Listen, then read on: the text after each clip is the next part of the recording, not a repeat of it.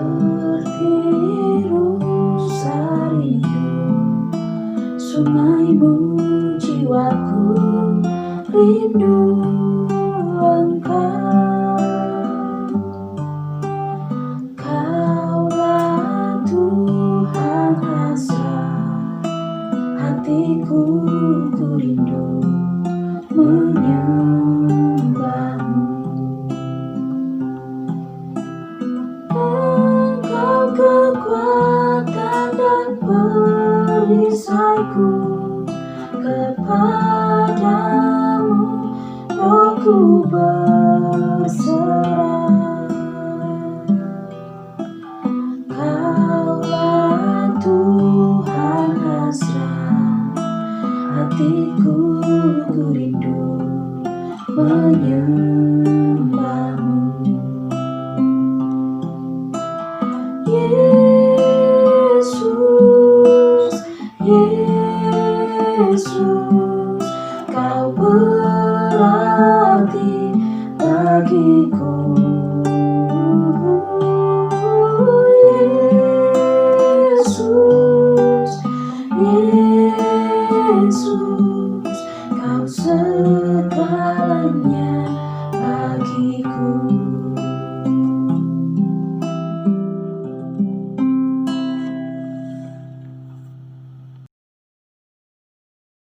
Shalom, selamat malam Bapak Ibu, saudara-saudari yang dikasihi oleh Tuhan dan mengasihi Tuhan. Puji Tuhan kalau hari ini kita boleh bertemu lagi dalam ibadah online, ibadah doa online Philadelphia. Malam hari ini kita akan bersama-sama membahas tentang Mazmur pasalnya yang ke-108.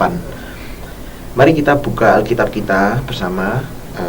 Saat ini kita baca Mazmur 108 bersama-sama.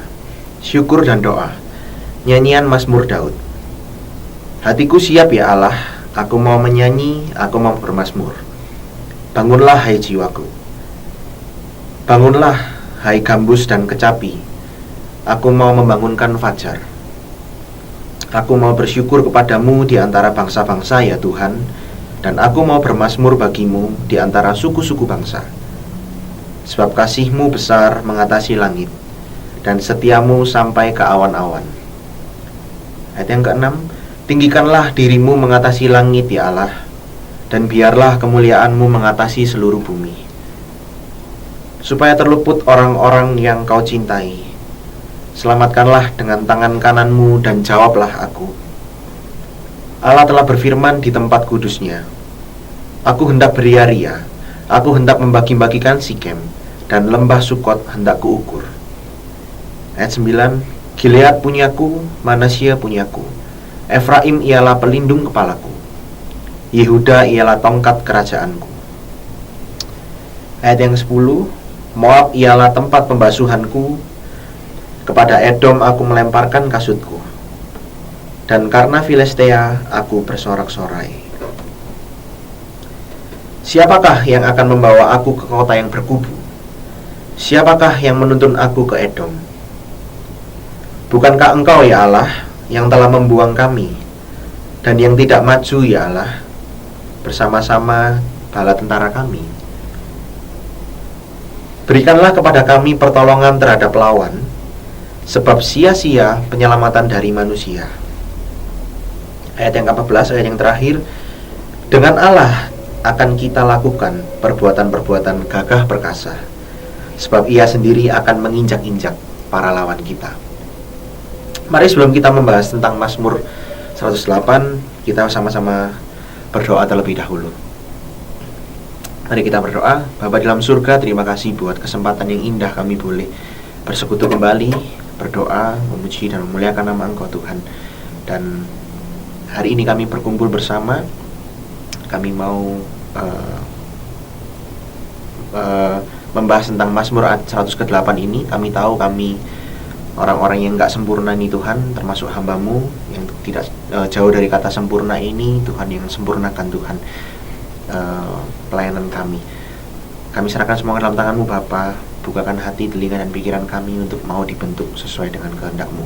Di dalam nama Tuhan Yesus kami sudah berdoa dan mengucap syukur. Amin. Bapak Ibu, saudara-saudari, Mazmur ini ditulis oleh Raja Daud. Mazmur 108 ini. Dan Mazmur 108 ini tergolong dalam Mazmur ratapan. Nah, meskipun tergolong dalam jenis Mazmur ratapan, di dalam Mazmur ini juga terdapat unsur pujian. Jadi di dalam kesesakannya, Daud menaikkan pujian kepada Tuhan untuk menyatakan apa yang telah Tuhan perbuat di dalam kehidupan Daud. Bapak Ibu Saudara boleh dilihat di ayat yang kedua sampai ayat yang keenam, di mana di situ Daud memuji Tuhan. Di ayat yang kedua sampai ke ayat keenam, di situ Daud mengatakan, ia mau memuji dan memuliakan Tuhan di antara segala bangsa. Alasannya hanya satu, karena ia mengalami secara nyata kasih setia Tuhan yang besar di dalam kehidupannya. Di dalam pujian tersebut, Daud menyatakan bahwa Allah berkuasa atas ciptaannya, seluruh ciptaannya, gitu ya. Sehingga di ayat yang ketujuh, boleh dilihat ayat yang ketujuh, supaya terluput orang-orang yang kau cintai, selamatkanlah dengan tangan kananmu dan jawablah aku. Daud menyatakan bahwa Allah berkuasa atas seluruh ciptaannya. Dan di situ Daud menuliskan di ayat yang ketujuh, menyatakan satu permohonan kepada Tuhan untuk melepaskan dia dari penderitaannya. Daud menyadari bahwa dirinya ini lemah, dirinya ini terbatas. Kalau kita tahu bahwa Daud sendiri merupakan raja yang luar biasa, Tuhan juga berkenan atas Daud. Yang namanya raja harusnya punya kuasa yang lebih. Tapi di sini Daud menyadari posisinya. Walaupun dirinya seorang raja, tapi dirinya lemah, dirinya terbatas. Dan dia butuh pertolongan dari kuasa yang lebih besar, kuasa Tuhan itu sendiri, kuasa Allah.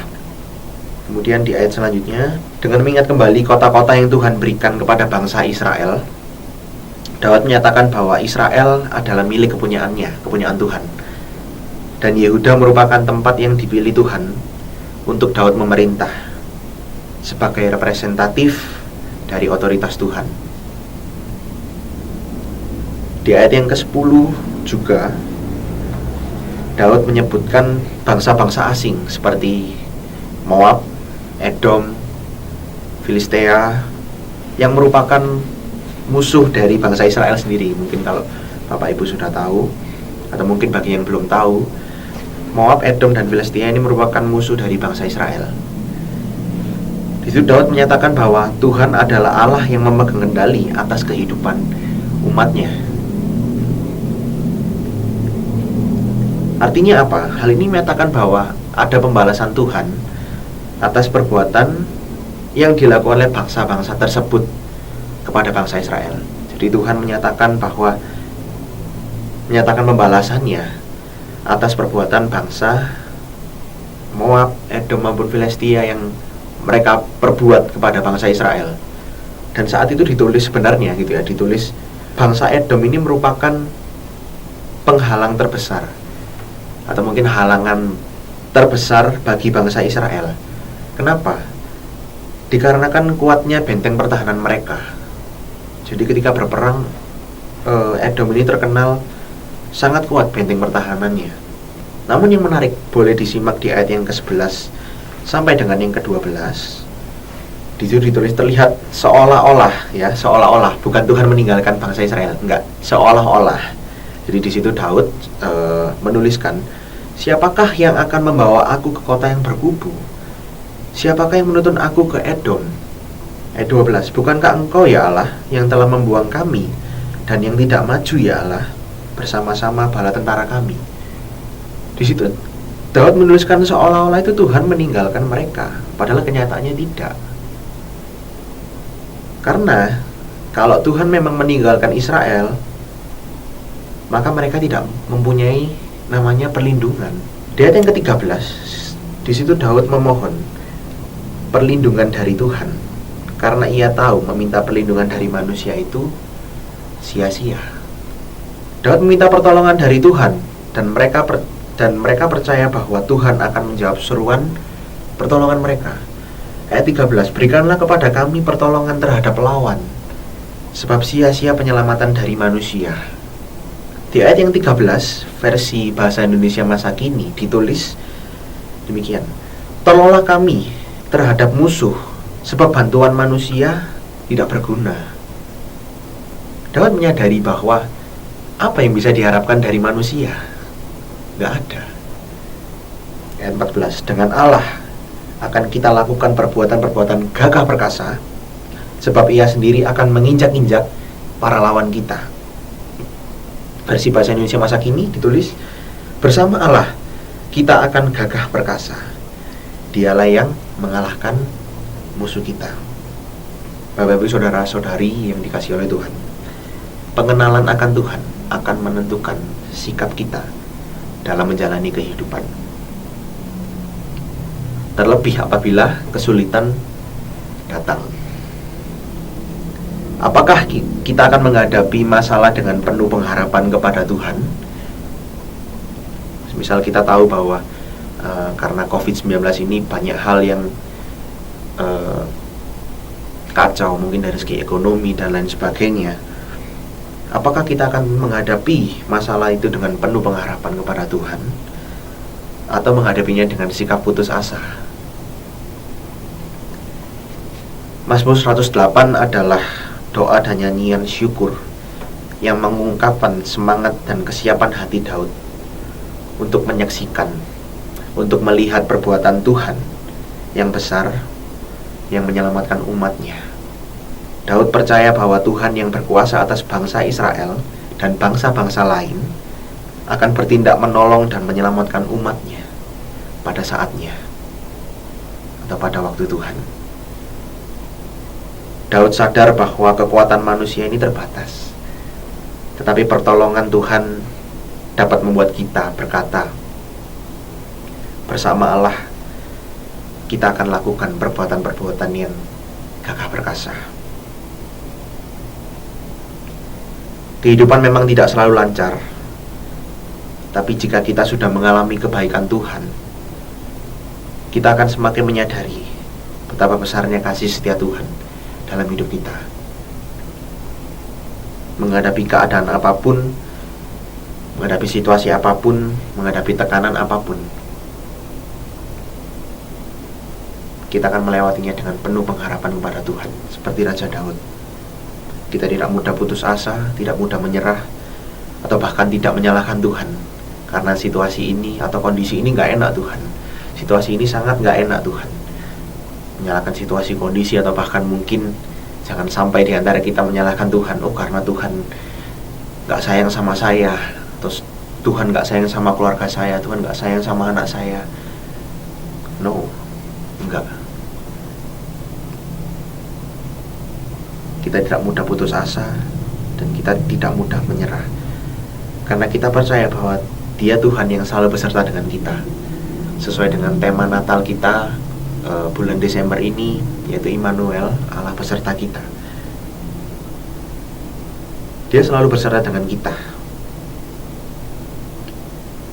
Setiap hari saat kita bangun pagi, kita dapat menyambut hari baru dengan penuh ucapan syukur, penuh pengharapan kepada Tuhan, penuh keyakinan bahwa kasih setia Tuhan dan penyertaan Tuhan akan selalu menopang dan melingkupi kita. Bahkan kita dapat memandang segala tantangan, kita dapat memandang segala kesulitan yang ada, kita dapat memandang setiap tekanan yang ada sebagai kesempatan bagi kita untuk melihat Allah memampukan kita untuk melakukan perbuatan yang gagah perkasa bersama dengan Tuhan. Saya ulangi, kita dapat memandang tantangan yang ada, kesulitan yang ada, tekanan hidup yang ada saat ini sebagai kesempatan melihat Allah memampukan kita untuk melakukan perbuatan yang gagah perkasa bersama dengan Tuhan.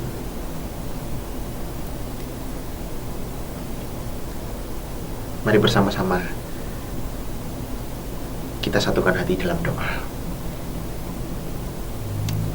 Bapa di surga, terima kasih buat hari ini kami boleh mendengar firman Tuhan yang mungkin sangat singkat, tapi kami boleh tahu bahwa Engkau adalah Allah Immanuel, Allah yang selalu beserta dengan kita, Allah yang selalu setia dengan kita semua di tengah ketidaksetiaan kami, Tuhan. Terima kasih untuk semuanya yang sudah Kau berikan buat kami, anugerah-Mu, penyertaan-Mu, semua hal yang sudah Kau berikan buat kami. Di momen ini kami menyadari bahwa kami lemah dan kami terbatas, Tuhan. Dan kami butuh Engkau. Ampuni kami kalau kami mungkin hari-hari ini merasa putus asa, merasa kecewa terhadap Engkau, atau mungkin kecewa dengan situasi dan keadaan. Ampuni kami. Kami mau percaya kepada Engkau sepenuhnya, Tuhan, sebab Engkau yang memegang kendali atas hidup kami. Kami serahkan semua ke dalam tangan-Mu, Bapa. Pergumulan kami, mungkin persoalan yang kami hadapi, Tuhan, kami serahkan ke dalam tangan-Mu. Engkau akan memampukan kami untuk memberikan kami kekuatan untuk menghadapi itu semua, Tuhan. Bersama dengan Engkau kami boleh melakukan perkara-perkara yang ajaib, perkara-perkara yang gagah perkasa, seperti janji firman-Mu, Tuhan. Terima kasih, Tuhan, terima kasih. Hanya dalam nama Tuhan Yesus kami sudah berdoa dan mengucap syukur. Amin.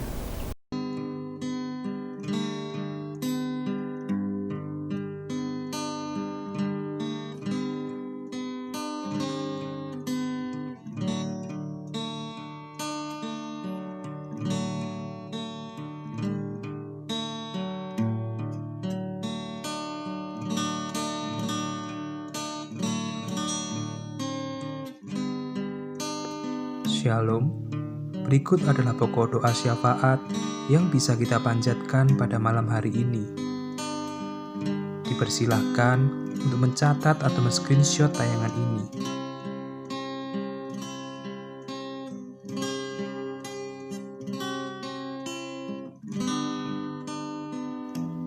Tayangan video ini akan berakhir dan dipersilakan untuk berdoa selama 30 menit ke depan.